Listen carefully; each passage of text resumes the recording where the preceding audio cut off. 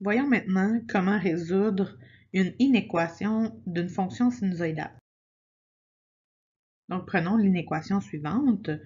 On va faire les mêmes étapes que lorsqu'on résout une équation. Donc, on remplace notre symbole d'inéquation par un égal. J'envoie mon moins 2 additionné, mon 3 divisé. J'obtiens ceci. Là, 2 tiers, il n'y a pas ça dans le cercle trigonométrique. Je vais donc utiliser le piton sin-1 sur ma calculatrice et c'est important d'écrire arc-sin.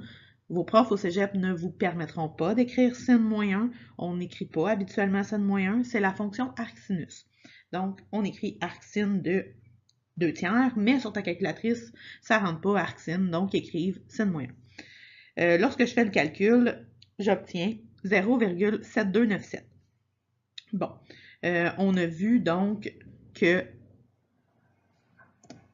on peut donner 7297 et vu que c'est une fonction sinus, notre angle à l'opposé en Y, on a pi moins 0,7297.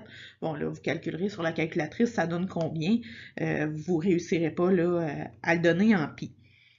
Donc, j'isole, ce qui veut dire que je divise par 2 de chaque côté. Ensuite, je vais additionner pi sur 8 de chaque côté. J'obtiens donc que x1 est environ égal à 0,7576 et x2 est environ égal à 1,5986.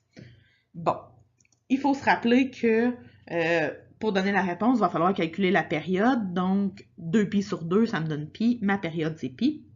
Mes réponses sont donc x1 plus pi n pour tout n éléments de z et mon x2 plus pi n pour tout n éléments de z. Maintenant, je dois donner mon intervalle de réponse parce que c'est une inéquation. Graphique, bon là, vous allez dire que mon graphique est très précis. Oui, je l'ai tracé avec GeoGebra, mais un petit graphique à main levée en vous fiant à votre période, votre amplitude, votre point d'inflexion. Moi, j'ai trouvé x1 et x2, mais si vous regardez en jaune, il y a plusieurs endroits. Donc, comment je vais donner ma réponse finale? De la façon suivante.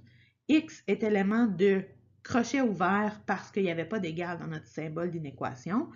Ma première réponse, ma deuxième réponse, je ferme mon crochet pour tout n éléments de z. Donc, de cette façon-là, je donne toutes les portions en jaune à l'infini, à droite et à gauche.